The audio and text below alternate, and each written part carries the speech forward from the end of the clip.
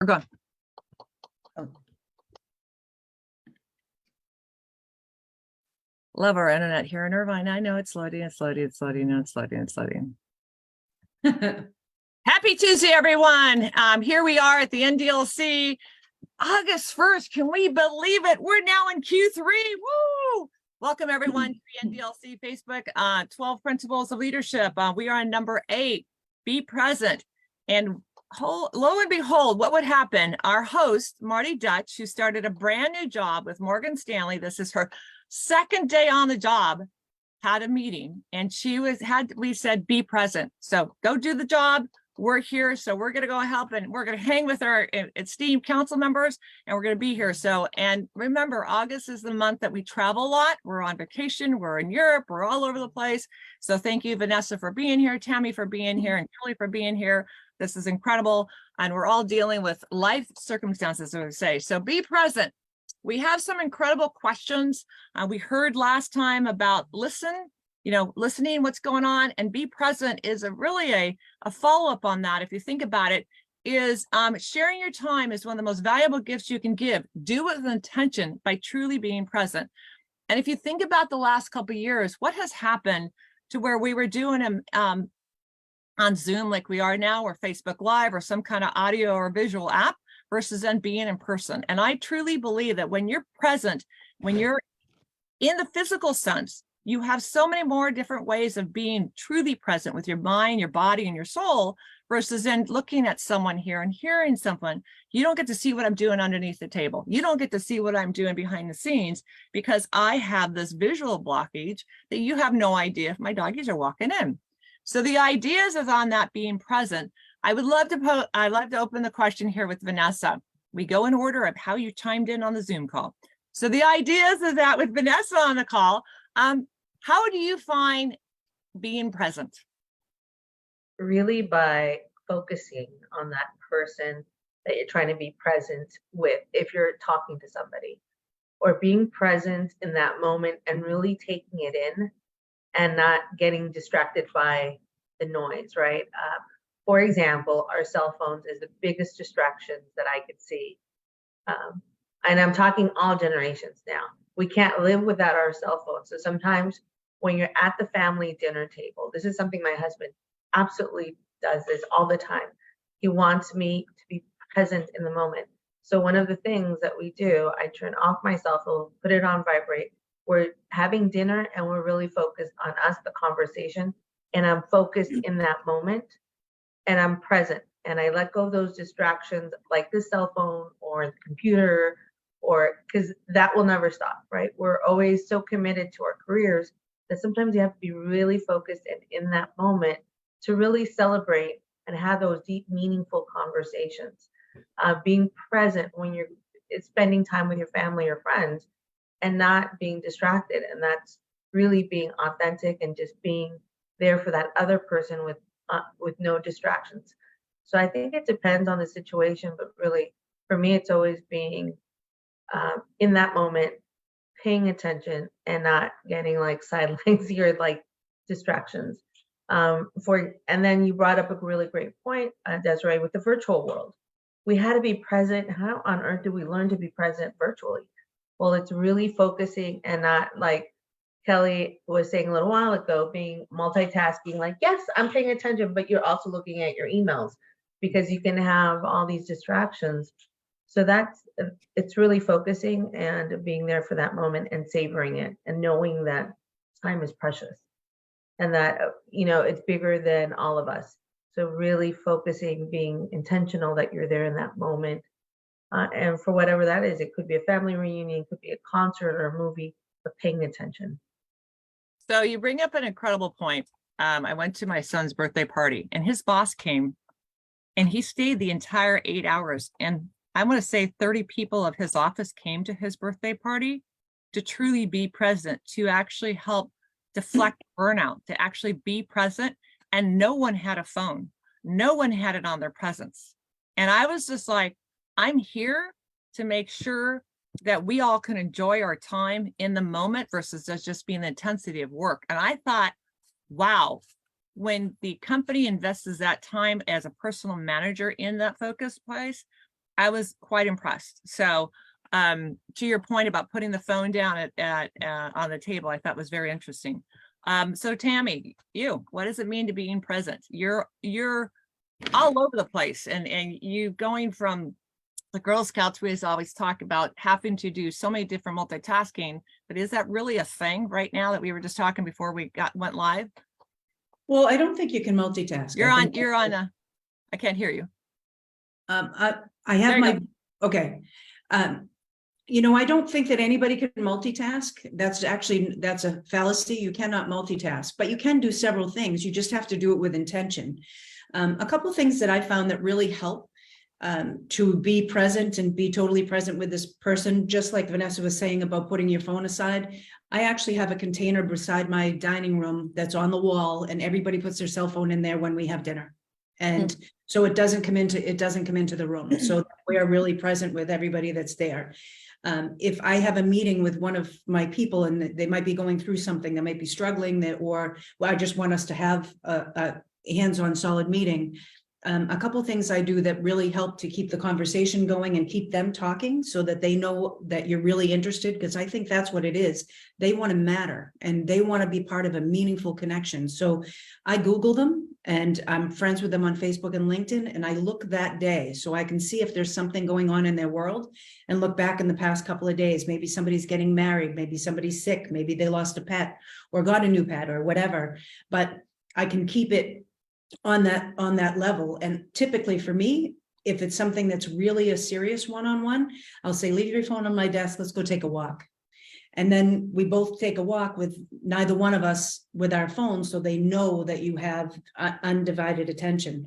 A couple things that I wanted to add to that on just taking a walk, even afterwards, or even if I see something that's on Facebook or I Googled and they just won an award or something is going on with their company or whatever it is, personal or professional, I will write a very sincere note. So if I write a thank you note, it's very specific of what that meant to me, not just thanks for the gift or thanks for the time or whatever, but something really that tells them that it resonated with me and they still have a presence even when they're not present, so that they know they matter enough. I keep notes so that when I go back and see them again, or they come to see me again, I can read back through the notes, because we can forget, right? I can read back through the notes and I realize they have a child that's struggling right now, and I can read back through the notes and say, how's your daughter holding up? And make sure that they know that I'm really interested. If somebody's going through something, we have a tendency towards saying, is there anything I can do? Which is only a yes or no answer. And so if you can do, how can I make your day feel better? How can I make your day go better? All of a sudden, they're willing to have more conversation. If I write any type of a note of spending the time or attending something or whatever, I make sure that they know that I was honored in some way to be there. And I make sure that it's really, really personal. It's so easy for us to do everything and fast forward. But I find that those little things, meaningful connections is the highest degree for happiness and fulfillment. And believe it or not, it even makes you more successful. It makes you healthier. We age slower, which would be a great thing for everybody, right? Better cardiovascular health, more energy, better sleep when we actually have meaningful connections, because we literally, our subconscious mind will give us guilt in the middle of the night. We'll start dreaming about something that we weren't really there and we weren't really present. And obviously less depression and anxiety, but that fulfillment factor, I think that when you bring your whole self and you realize afterwards just how much better that was. Have you ever taken a phone away from a child? After the first initial shock, they actually turn out to be amazing people, and you have this incredible time with them because you have their undivided attention. So I just think following up with being really, really sincere and making sure you're doing your homework so that, and it's pretty simple, right? I care enough about you to have this conversation. I care enough about you for us to go take a walk so that we can, be out in nature. Think of a list of questions of anything that you can do to keep that conversation going so they know that it's about them. And, one of my favorites is just, what are your dreams? And a lot of times they'll surprise you with something. And now I have a reason to follow up with something that could be really cool. But anyway, That's definitely helped for me. This is a great book, by the way. It's called Wonder Drug. It sounds like it's going to be terrible, right? But it's 7 scientifically proven ways that serving others is the best medicine for yourself and for them. It's written by a couple of doctors, and it really is, when we're fully present and we collaborate and we work together as a team, we're going to retain the people that we serve. We're being a servant leader, and it's going to make a difference in every facet. You actually, by being that level of conscientious, you build a better business, right? You build a better entity, whatever that entity is. The reason all of us with part of the NDILC, we really respect and admire each other, and we give everybody that respect, and that by being present and cheering them on when there's something that they're doing that's new. And that's really, I think that's refreshing for everybody. I love the specificity of doing something that make them feel like they're whole, and that they meant something other than a number. How many times you gone to the doctor and the doctor has no idea who you are and you're just nothing but a number? We always used to say that. You have unnumerized them to where that they are this personal relationship and connection to go with it. And that is so powerful. Love the dream aspect. But I was just thinking, I have listened to you the last 3 years, Tammy, every single month on these. And my energy draws to you to say, could we please have an NDLC top 12 book list or 20 top book list? I mean, I am not a bookworm. I am a junkie for snippets of data so I can just do the POW. That's my gift. You are a junk bookie to the highest level that I know. And then Kelly from corporate, and Vanessa from getting your PhD, everyone on this, and we got Indira and Sharon, everyone. If we created I don't know, top 50, top whatever of the NDLC best books to read, I think that would be a powerful resource. Just saying, we could add it to our bucket list, right? No? I love it. I love it. I love it too. I love books. I'm a book addict too. I mean, that way we can put your name to and categorize it and say, this is a new one just came out, because we saw how great the TED Talks are, even just clippets that were coming from it, what that did for us. But I just think it's so super powerful. So awesome. All right. So Kelly, you've been traveling so much, seeing the grandkids, lovely summer, all the things with 5, and I still have none, but that's all good. I got my girls, my little baby girls. So being present, I mean, that's a whole new language for you, being in corporate America to being with the grandchildren and not having the deflection of what's there in their pocket for technology versus then being with grandma. How does that play into the bucket for you of being present? Yeah, everyone has already talked about the impact of technology, and I think it's huge. It's been huge. And in my lifetime, I've seen it, right? I've seen when we had no technology and now what we do. But I will throw this out there as well, just a little different take on it. So often I see people out and about in a beautiful park, national park, or whatever the case may be, and they're on their phone. And I think to myself, you're in the most beautiful area, God has created. You're seeing this site, and you're not even taking it in. You're looking at your phone, right? And so sometimes it's just being able to silence your own mind. Often when I was working, and even today, the most difficult thing with or without technology is silencing my mind long enough to just enjoy the person I'm with, or the place I am, or whatever the case may be. And I am blessed to have these grandchildren who, kind of force me to focus on them, because, it does keep you very present. And I think that's one of the things that the grandparent relationship can do, because again, the parents get so busy. Everyone is so busy. You can try to just focus in on that child, because the children are missing that, they're missing that. And what the children are doing is just really imitating the adults. The adults are the ones that have the phone in front of their face all the time. So the children now have it, they've grown up with it. So it's even worse. So getting that phone away and being able to silence my own mind, right? And not have all this worry, anxiety, everything else is critical. And to me, Tammy hit it on the head. Walking or even writing, those physical activity working out, doing yoga, whatever your thing is, really gives you an opportunity to silence your mind, because our minds are the biggest computer out there, you know, and they're running 100 times a minute or whatever, a second, all the time. And I think that's really, really critical in order to be present, right? So I was the queen of multitasking, Tammy. What do you mean? Yeah, I mean, that's what I did, for God's sake, for 30 years. And now I really have, I mean, you sit back and you start to look at things differently. And you're like, it absolutely isn't possible. You were absolutely doing shortcuts. And, you know, so much of what you said, you know, being a servant leader and trying to be present and all those things, honestly, if you look at it, come right from the Bible. They're in there heavy, the #1 book out there. So, I mean, you can go back 2,000 years and people have been struggling with being present and servicing other people. And those are the two things that I think really make a difference overall. But I think, you know, working on ourselves and really making yourself better, putting those phones away, trying to silence your own mind is a critical piece of it. That's kind of what I'd say. You're on mute. We are muted. Desiree. Silence the mind. I'm stealing. That is fantastic, because silence the mind is one of the things I have to do to go to sleep. My mind will never stop. And the biggest thing that's happening right now is people are not getting enough sleep. And because of lack of sleep, they're not being present. They're having very sick, they're getting sick and they're having a lot of issues. So, oh, Desiree, Yeah. I used to be sleeping. I'd wake up, I'd have a pad next to me. I don't know how many of you have done this, in the middle of the night, and I'd write down all the different things that were going through. Because if I didn't get them out of my head, I couldn't sleep, you know? Yes.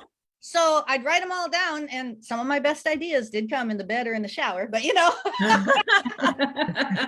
and it's so true. And the lack of sleep, you know, we used to think it was a medal of honor, a badge of honor. If you went to work and you only had like 4 hours sleep, 5 hours sleep. I mean, we were working at half mast a lot of times, you know?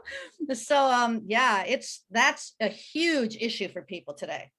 I mean, just look at your excitement, but that's true. It was a badge of honor. That's very true. You sat there and said, and after 30, 40 years, it catches up with you. And that's the biggest problem. And you know, sad fact, with Chitra not here, that's one of the biggest causes of dementia.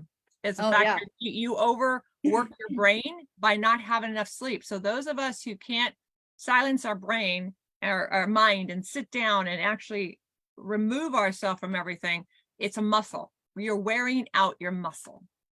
One thing I would add is I actually keep a pad beside my bed. I always have a pad of paper. Yeah. Look how nice that is. Did you see how nice that pad is? It wasn't jumbo mumbo. It was nice, orderly. I keep a pad of paper beside my bed, and I write what I'm concerned about before I go to sleep, so that it doesn't wake me up at 3 o'clock in the morning. So if I was, you know, was I a good wife? Was I a good mother? Was I a good friend today? Did I take exit further? I ask myself all those questions. Who am I concerned about? So that I will call that person right away the next morning. Now I took it out of my head, and I know that it's going to be a task I'm going to do tomorrow morning. I'm going to call my girlfriend and make sure she's okay, because I didn't today, right? Yep. Or did you not get to spend the uninterrupted time with somebody that you wanted to? And but by putting it all on the paper before going to sleep, there's fewer of the 3 a.m. wake ups. Great idea, Tammy. Great idea. Yeah, I think it's so important. And you know, I read something, Desiree, and with Chitra not here, I hate to speak, not my alley, right? But I read that sleep, there's actually a cleansing process that goes on in your brain when you sleep. And that cleansing process is one of the things that keeps dementia away. So yeah, there is that connection, that connectivity. Getting good sleep is so important. So yes, just calming your mind down and being able to do that, I think, is a skill that many people really struggle with. You know, it's very difficult for me. It's very difficult, I think, for everyone. Right. So, You know, out of my head, silence the mind, cleanse the body, brain hygiene. And then the other thing, Kelly, you talked about was children keep me present. How about the dogs keep me present? Yeah. Oh, that's true too. Anything you care about. And that's what Tammy, I think, was hitting on. Even when that's what happens when you are volunteering and helping somebody else. All of a sudden, that's what keeping you present, because you're focusing. It's amazing the difference when you have something to care about, you know, something that you care about. So am I in a class to where I'm having you all, help me get better at whatever thing I do? Whoa, this is incredible. All right, so next we're going to move on. Thank you, Marty, for these incredible questions. I just love this. It's going. So question number 2, Greater Good Science Center claims that being present increases your charisma. So she sent over this incredible article that research shows that paying attention to others is a path to success and respect. If you meet someone at a cocktail party whose eyes are constantly flitting around the room, do they make a good impression? Do they appear magnetic or charming? Probably not. Their mind is clearly somewhere else, maybe trying to figure out if there's someone in the room who is more important than you. They are focusing on the conversation. They're not focusing on the conversation, and they may glance at or even focus on their mobile devices. Are you likely to want to speak to them again? Chances are you will not. No one is interested in talking to someone who is not present. Worse yet, if they are not present, they are not focused on technology, and they are focused on technology. One study shows that the more present of a cell phone impaired the sense of connection to a face-to-face conversation. So we're going to open it up to that to Tammy. What is charisma to you, and how does that increase your being present? Charisma means for most people, that means you're engaged, right? You have a charm and a charisma, and a lot of that is because you're paying attention to the other person. And how many times have we had that when someone has had extreme charisma that you felt like they were talking only to you, or that you were the only person in the room? And that really made a difference. And we've all had the same experience of somebody looking over your shoulder to see if somebody more important is coming along, right? You could be at a trade show or somewhere else, and all of a sudden they're looking over their shoulder to see if there's somebody else coming along that maybe they need to go and connect to. But when you can be face to face and really present with somebody, I mean, it makes all the difference in the world. And that could be literally the difference maker in that person's entire day, entire week, entire mindset, just because you took those couple of minutes to be present. And it doesn't have to be that you're sitting down with somebody for hours, although sometimes people need that, but it doesn't mean that you need to be sitting there for hours. It just means that while you're here, and it's okay to say, look, hey, I have another appointment in 15 minutes, but you have me right now. And if we have to continue the conversation later, I'm more than happy to set up an appointment for us to do that, so that they don't feel brushed off. How we frame everything, I think, definitely has an impact on charisma. I love what you just said, because you practice what you preach. That 15-minute conversation, I have had that many times where I've got 5 minutes, 10 minutes. I think that's so powerful. So Vanessa, too bad Teresa's not on the call. She would have you running for your money on this one. So when you throw parties, you throw this incredible, I feel like I'm there in a moment. You transform me into a new world, that the charisma that you exude in that party moment of having everyone there is, you cannot not feel it. It's just unbelievable. So to you, how is increasing your charisma by being present? That's a great point. I think the older we get, the more present you are. I knew that when I started first my career, to Tammy's point, I was like, okay, who's in the room? And I'm looking around. And then it didn't matter who was in the room. It was who was present in front of me, right? And that changed with time, because as I was growing my career, I was like, oh, it's so-and-so. I need to speak to so-and-so. And I was very strategic, and I had a plan, and like, I'm going to talk to Tammy for 10 minutes, and I'm going to go over here for another 10 minutes with Desiree, and another 10 minutes. So I had like this strategy, and I had a game plan. But that was when I was starting more in my younger years. And I wasn't conscious on how rude it is to look over somebody else's shoulder. So today it's a different thing. I try to be a lot more aware of my surroundings and really be present.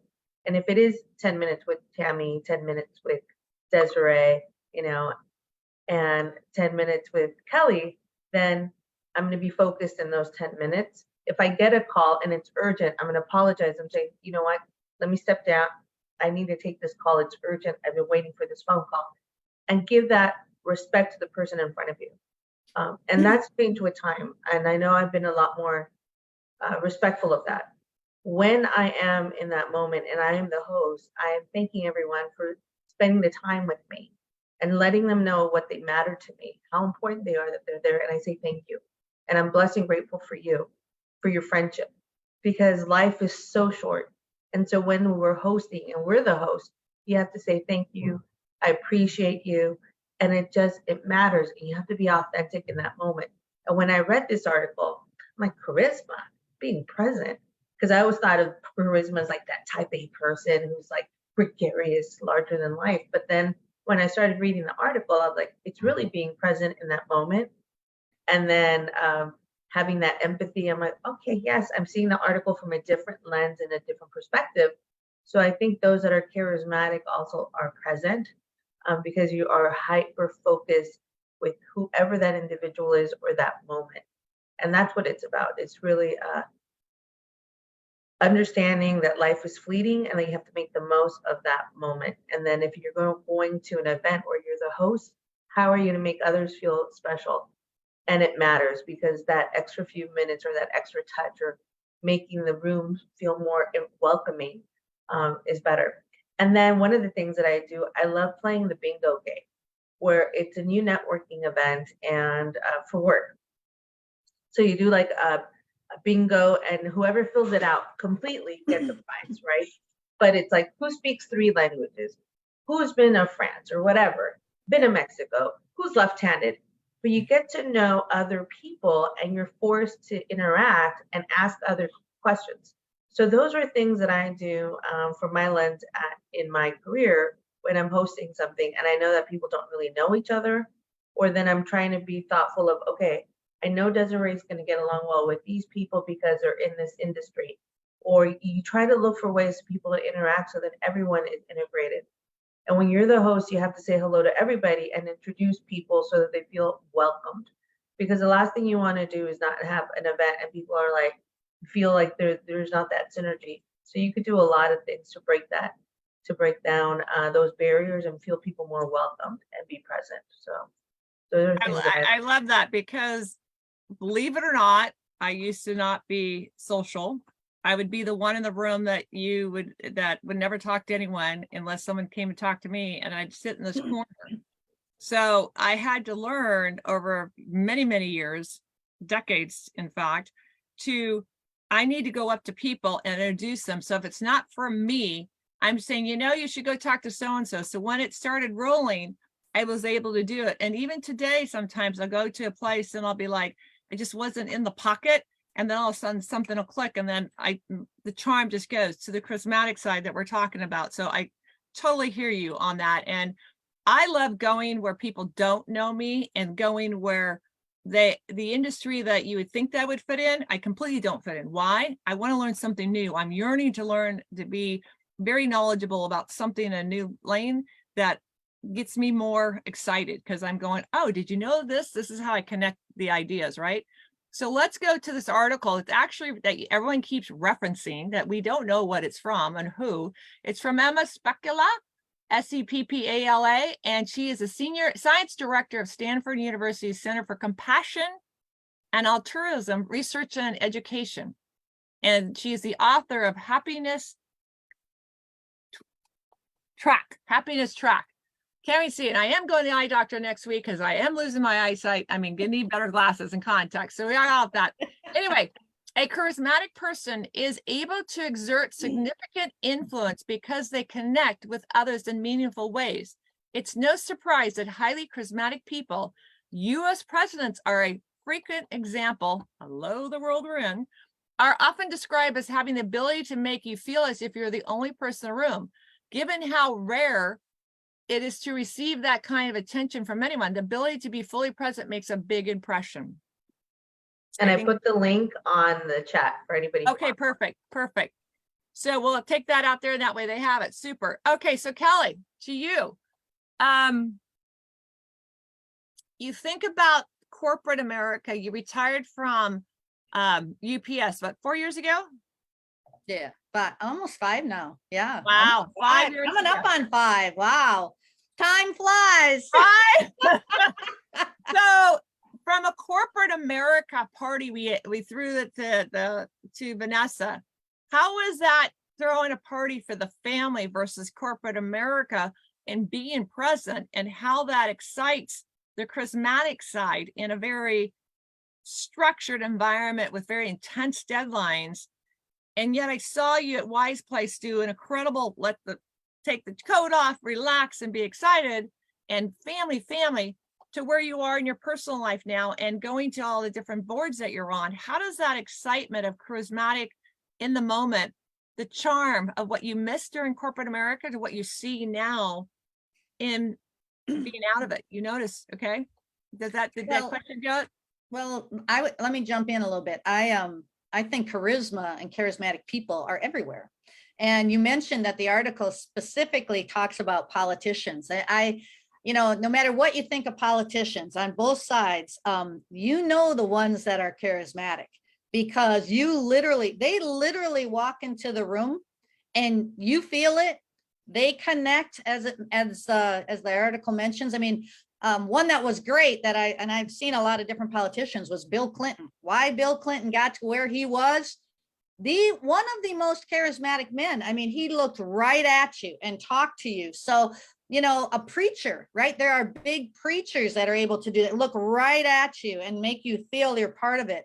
And there's also business leaders who are extremely good at that, right? Most of the time they rise up the ranks to CEO or VP, or whatever the case may be, president, because they're able to connect with people, which makes people want to follow them. And when you have that's the whole goal of a leader, right? Is to get people to follow you, no matter what your title is. There was a saying, will your people follow you if you have no title? And that's always something that I kept in mind, because if you're not connecting with them, they're not going to follow you. But if you're able to connect, and if you have that charisma about you where you're walking in and you're making them feel part of the team, like Vanessa said, part of the party, whatever the case may be, that's when people really want to help and assist and follow. And that's when you start to exert great influence. So if you are charismatic, you have to realize too, you're influencing a lot of people. And you have to remember you're a role model. And so there's pieces of, just that charismatic personality that I think people need to understand, because you can also be taken astray by charismatic people. So, it is interesting, but it's one of those things that you can't possibly do if you're not present. Because if you're not present, there's no way people are going to call you charismatic, because it's really, and I think Tammy started with this, that looking right in the eye, they're looking at you right in the eye. They're making you feel like so important, and that they're only listening to you. You mentioned that too, Desiree, the only person in the room. That's a charismatic person. And the two go kind of hand in hand. If you're really thinking about how do you act in a group of people? Do you make people feel really good one-on-one, or do you just, are you just talking to the walls? I don't know. So yeah, it's an interesting skill, but it's a tough one to learn. I think oftentimes you're almost kind of born with it and then you enhance it.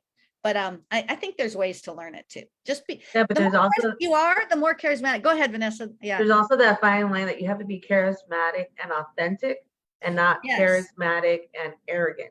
Exactly. Because if you lose people, you're like, one of the icebreakers that I like for those that, are like, you go in a new network event and nobody, you're like, who's the most interesting person that you've met? Tell me about them. Right. So then you break the ice, and it's not about you, but about who they've met. Or tell me a little bit about you. I want to know you. And then you're deflecting. It's not about me. It's, I want to get to know you. Yes. Yeah. Yes. Well, they always say, the most interesting thing people want to talk about is themselves. So as a salesperson, all I tried to do is get people to talk about themselves, their job, their company, and they will tell you a lot of things. And, and then, again, that authenticity has to be there, because otherwise people see right through it. Yeah. Yeah. It's interesting. Sorry, go ahead. No. Okay. So what part makes you charismatic? And I think the number one thing from me is the voice. You can always judge a book by its cover, and we're talking about books all the time. But one of the most distinguished voices for me of my generation, of my thought process, and how I grew up, is a gentleman by the name of James Earl Jones. Mm-hmm. My father reminded me of him, that when my father walked into a meeting, you heard his voice, people listened immediately, and they tuned in. and they were very present. And so when James Earl Jones started talking, you know, we've heard his voice for many, many decades through, you know, all the different things of going through all the different kinds of movies and storylines and on commercials and everything else. But his deep resonating voice that just commanded your attention, to me, was charismatic, because he had a melody of theatrical voice, and the voluminous of as if he's singing and talking like Carla Harris can. You know, she can sing an entire, you know, talk or presentation that she's doing that for Morgan Stanley. It's crazy. So that's a gift. And I believe that being charismatic, not only from the voice, but we all have a special talent, whether it's using our hands to talk, whether it's how we walk, how we dress, how we stand, how we are attentive to the eyes. I had a severe problem when I was young, to where I could not look anyone in the eye. I still have that problem. When I look into your eyes, I feel like either I'm looking into your soul, or, oh my God, what are they thinking about? But that's where we get into drain the stuff in your mind, not let it wander, stick it aside, and just look at the person, think about the person, and talk to the person. And to Tammy's point, bring in the stories of what, you know, Google what's been going on in their life. How was the last meeting we had? What did we talk about? That keeps it clear versus then trying to wander with one's mind. So very, very cool. I love this conversation. This is going fantastic. Okay, so the next question that our esteemed Marty had on there that we need to look at is that, and as I switch over here, you gotta love it. We would like to talk about, okay, so let's take it back to the present time. All of us are, have gone through generations. The guy who just retired, Elton John, his music has evolved through the decades of life. How have our being present evolved in the situations of our career going up the ladder and our personal life? We heard from Kelly talk about how, as we got older, our we have changed through the dynamics of being present, what that means. So maybe it was, but the idea is that how are we now looking at before 2020 to now, not just the virtual side of it, but are we more intentional for being present and really maximizing the time and come back and think, what have I lost that I could have had I been present in my future before 2020?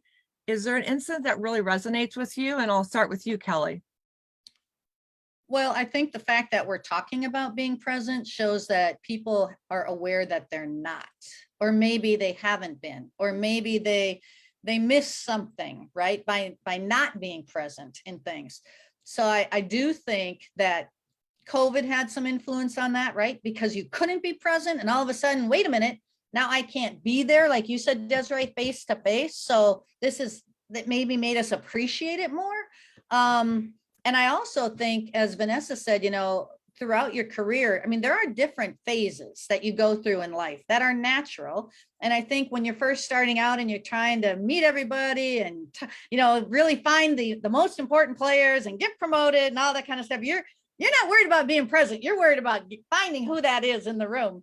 But then once you achieve a certain level, then you start to go, no, maybe I am the most important person in the room. No, I don't know, you know, and you're like, wait a minute, you know, I'm not going to be running all over. I just worry about me a little bit more, right? And then as you get older, it shifts again and you're like, oh, it is not about me at all. It is all about everybody else. To Tammy's point, you know, really being that volunteer, that servant leader, and then you get into the whole grandparenting role, and it's about legacy. And that's really about, you know, giving that legacy and passing on all those torches, which we've talked about many, many times, to the younger people coming up in your workplace, as well as your younger people in your family. So there's definitely different phases to the whole point of being present. It might mean a little different thing to every phase, but then throw in technology. And I think about this, and this is a tangent, you guys, but I'm just going to throw it out there. Think about in 10 years or 20 years, right? And you've got virtual reality and you put these glasses on. You are going to be really present in whatever it is that's going on in that reality. I don't know how present we'll be in this reality. So that's going to be, I think, a continuing question that's coming up is when you talk about being present. Oh, I'm really present right here. I'm just not doing anything without any of the people over here, you know, that are in my life. I don't know. It's going to be a topic that I think is going to be around for a while. And it'll change in its definition probably, and change in how we achieve it. But those are my thoughts. You have the physical presence, the digital presence, or virtual presence, depending on who you want to talk to. But the reality, think about photographers, or how many times, to your point, you brought up saying you want to be in nature. You're a nature lover, just like I am, Kelly. And you make sure you share pictures wherever you travel of the beauty of nature. But how many people go to a place and they have to do pictures of everywhere they go, and they're seeing wherever they're going in the lens of the phone or the camera, and not being there to experience and not just take photographs to say, look at me, how great I am, right? So to your point, that's tying it together. So I think that is so powerful. So if I go back to you, Vanessa, how does that change because of you going to get your degree after your PhD after, you know, during the COVID and before versus after? How has it changed you in the same element of Kelly? Is it similar? My life has completely changed with COVID and 2020. I did get COVID not knowing, and I had major health challenges for 8 months where I didn't know what on earth was happening to me physically, mentally. My body was aching. So it was very challenging, and it took a different lens of gratefulness and getting cured, and realizing that, one, I had long COVID disease tied with an allergic reaction to the vaccine and the booster that brought my life back to normal. But it gave me gratitude and being really present and knowing how blessed I am, that I want to give back and be more in the moment for others, for my family, for my friends, for my colleagues, and know that I'm here to build a legacy of more home ownership. And I had a lot more focus. So from being in a situation of the unknown, and you know, you get a second chance back to health, it really brought me back to being more authentic, more grateful and blessed, and say, how can I give back and be more in the moment? So too much is given, you have to give back. And so I've done that. I've been so much more intentional with my family, my friends, my career, my colleagues, my community, that I'm showing this and I'm living it. I'm not just saying it, but I'm doing it. And then I take a step back, and it's not about me. It's how can I help you? How can I help you be better? Because in turn, I'll become better. So it's been very life-changing. And too much is given, again, you have to give back. And so to be in that moment, like I'm also an avid reader. There's a book called The Present, and it's an easy read by Spencer Johnson, I want to say. And in this book, it's a parable. He writes parables. Yeah. So it's an old man who tells this young kid, hey, the best thing is the present. And this young boy, you know, reaches to the man, and he's always trying to find out what is the present. And then by the time he's old enough, he realized the best gift in life is being present. So it's an easy read, and I 100% recommend it, because then it makes sense. You're like, you know what? The best gift of all of life is being present, and life is a present. So there's so much meaning behind it that it's just great. So I try to live my life that way and try to be a better leader and a better human being, and that's it. Because there's another thing. So when I leave this life here, what kind of life and purpose did Vanessa do? What did she give back to other people? And that's what I want to be known for, to be a better human being, and that I gave generously. Vanessa, can I say something? You know, I've read that book too. And it is interesting that the word present means being here and also means gift, right? Yes. I mean, it's that dual meaning of the word. And I think that's purposeful. And I do. Yeah, I do too. I think that's purposeful. Yep. Because it's a gift. Yep. It is a gift. So I love how this evolved from Kelly opening it up to Vanessa talking about your journey, because everyone looks and says, oh, we're so pretty, we got everything going, we have our life in order. They have no idea what's going on behind the scenes. Judge a book by cover, don't do it. So Vanessa, I have personally witnessed your evolution of change in the last 4 years on, I'm going to do this, I'm going to go get my PhD, and didn't know anything about the COVID until recently. And then it makes sense, and made comments on how you were intentional and the NDILC and intentional in your personal life and intentional things you were doing. I'm like, wow, Vanessa, you have just scaled so many different layers. And this is all coming to fruition, the full circleness. So thank you from the bottom of my heart. But it shows it's the commitment of the friendship and the impact of what people are giving back that show, you know, what's under the hood. And I think sometimes it takes us to get to that wall, and then sharing your wall with my wall and the overlay of how we can help each other. So thank you for that. So Tammy, same question, you know, so much has happened. You went from the CEO of Exit for so long to now the co-chair, and actually having the full capability to make all these incredible future directions where you're going in the most pivotal time of the world. I mean, we have so many going on with climate, technology, you know, fracturing, togetherness, you know, the world evolving. How do you look at that with being present and the things we were talking about with the timestamps that have changed so much? You're on mute. You're on mute. I love that you mentioned You're about. still on mute. No, is it coming out now? Yes, now it is. Okay. Go for it. All right, takes a second, I guess. So, you know, I love that you mentioned evolving, because I think it's an evolutionary process that we all go through, and we're a certain way in our teens and then a certain way in our 20s and 30s. But there are a few things that can really actually help people to evolve faster. And it's that exposure to experiences, whether you take people to travel and they see that there are a lot of people that are much less fortunate than them, or see the connection of a different culture, give them that exposure to different experiences.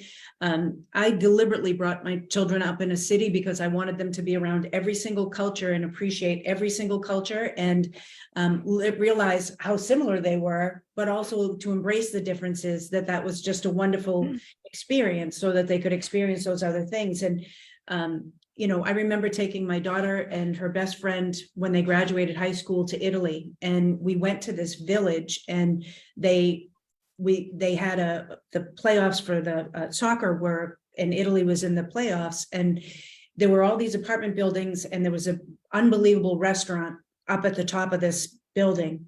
And it was a thousands of year old building, so that the stairs were literally straight. It was just little bumps because it had, you know, moved so much and had eroded over time. And the restaurant put up a giant king size sheet and had a projector, because most of those people didn't have a television.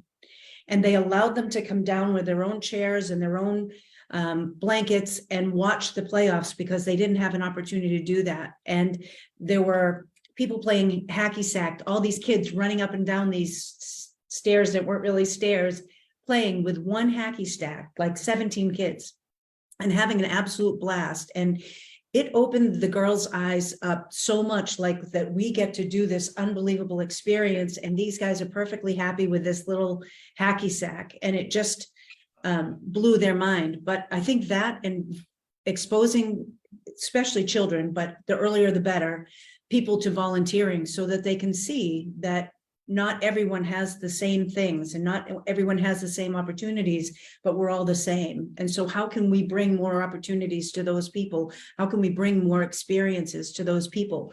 All of us, because we've been speaking publicly and being at events and that kind of thing, we've been around people that are in our age ranges. And I realize, Vanessa, you're not in our age range, but that there are some people that are even in our age ranges that have not evolved, that it's still I, me.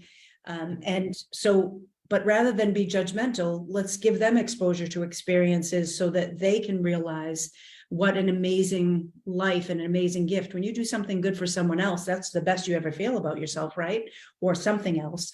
And so if we can help them to evolve a little bit quicker by giving them the experience of travel, or expose them to an experience that we know is going to open their mind, or in volunteering, I think we can help that evolutionary process, so that it'll be quicker. Mhm. Well, it's Mhm. interesting you say that because that's exactly what our host Marty Dutch is about, is the philanthropy work that she does for the family offices, which is 100 million above liquidity, but she also donates her time for 200 different nonprofits as complimentary to help them scale and grow their business. And we saw that with Wise Place and some others. That's just unbelievable. And they already had, you know, to keep the closure and everything else. And so the idea is that, Tammy, your story of they dropped a sheet didn't have to be a full projector. What was Yeah. the cost of fabric being in Italy, which they have some Yeah, of and the they did this little beautiful fabric. projector and projected it for, so that everyone could see. It was just, you know, the thought that they put their heart out there to make everybody feel part of the community. Mhm. Yeah, well, I mean, the cost of a hacky sack with the 17 kids kept them entertained versus the technology that we're all on today. Okay, number one. And number two, my dog also loves hacky sack and steals them as they throw them. She goes and Yep. holes in them. That's a whole nother story. And I'm buying hacky sacks. I don't know why, you know, because the holes. But the fact that one of the greatest textiles in the world and most expensive are from Italy. And here you are, they took their own sheet that they have natural to drop it for the concept of what you're saying, to project so people could be part of it. And the whole soccer thing is a whole other thing. I stayed up to 2 o'clock watching the women barely eke out a tie of 0-0. That's a whole nother story. Okay, so we're getting down to closing time. Let me So just share real quick. I have a new colleague who just started with us. And part of what we do at City National is we ask them questions. And one of our guys asked, if you had one superpower, what would it be? And my new colleague impressed me so much with his question and his answer. He's like, I would love to be able to speak every language in the world so I can learn from all different cultures and be able to help a lot more people. And when he said that, it just, you know, touched my heart to the core of my, oh my gosh, what an exceptional human being to answer this question in such a global way that it just blew me away. So to your question with the experience, Tammy, and being in Italy, I'm like, you know, my colleague Carlos answered this way and it was just exceptional. I'm like, that is a great answer. So can I tell a really funny quick story too? So I forced my children to watch our home movies because, you know, my husband and I have been doing them forever and they have to watch. That's right. They have to watch them. So yesterday we're watching my daughter's like christening, right? And all the family was there. Well, first of all, we didn't have enough chairs, so everyone just sat on the floor. And then of course there's no phones, and my kids are like, well, what are you doing? And like, we're talking. We're like literally like talking to each other. Did you notice? Like no one's staring at it. Oh my gosh, this is so bad. So anyways, being present, right? And again, just has a whole different meaning. And I think it's going to continue to change. But yeah, being able to have that communication, Vanessa, with people all over and being able to do the right thing, Tammy, and help people get involved. So important. All these pieces. how many of us still have our hi eights or our cassette recorders so we can have our home movies to show? All of us had, you know, took pictures when I was swimming, you know, 60 years ago, you know, dancing or recitals. That's a whole. Force your children to watch them. That's a requirement. That's a great legacy. Without telling of them not being present, they have to watch with nothing there. But I gotta tell you, Tammy, before we go, I forgot to say it previously. Your idea of putting the phones in a container. Another good reason to have an excuse to go buy another piece of antique so I can Yes, mine's an antique too. to say this is Oh a my phone holder from That's Tammy. right. Anyway, in closing, we have one quick last question because we have to wrap up because we only got 2 minutes left. How do you commit to being present? One sentence. Go, Tammy. I actually do this every morning. And so I focus for 2 minutes and picture how the day is going to go and how I want people to feel. I love it. Vanessa. Setting time for myself with quiet time and looking at my schedule and just putting that time for me to be present and focused. Kelly. And I go back to that silencing my mind and having that quiet time, like Vanessa said, with prayer in the morning to start my day off right. Kind of the same thing Tammy's doing too. Yeah. For me, it's brain hygiene, cleaning out the mind. And so I can focus on what's most important, because if it's too cluttered, you can't take care of important business if you're not focused on the task at hand. So with that being said, I want to thank you all, incredible ladies, as I reiterate what Vanessa has said, the whole thing about being focused and being present, and thanking everyone on multiple times and not take everyone for granted. So I want to thank our incredible council for not only your time, your commitment, support, and being part of this, and your valuable resources. So I want to make sure that we talk about next month. It's going to be, and so this is August 1st. We have 30 days to talk, 31 days to post about everything we talked about, so many different subject matters. Please make sure that you post when you see this video on YouTube. We have over 135,000 views and counting. Super excited that they're out there on the YouTube NDILC, that you get to see this, and every single year, and how we've evolved from the original one 3 years ago until we are now, because we've been talking about evolving. And so that being said, our next is going to be they're the first Tuesday, and our next council is going to be, that's going to be live on the principal, which would be helpful if I had it up on screen. We'll have it right here. It is, if I could type, hang on here. Remember, I still need glasses and we'll talk about it. And I get that next week. Woohoo! Prepare for the future. Women with advanced skills today will be ready for tomorrow's challenges. And did we talk about those glasses and being in virtual reality? So thank you all. Have an incredible day, and we'll see you all later, and be blessed and thank you. All right. Bye-bye. you. Bye-bye.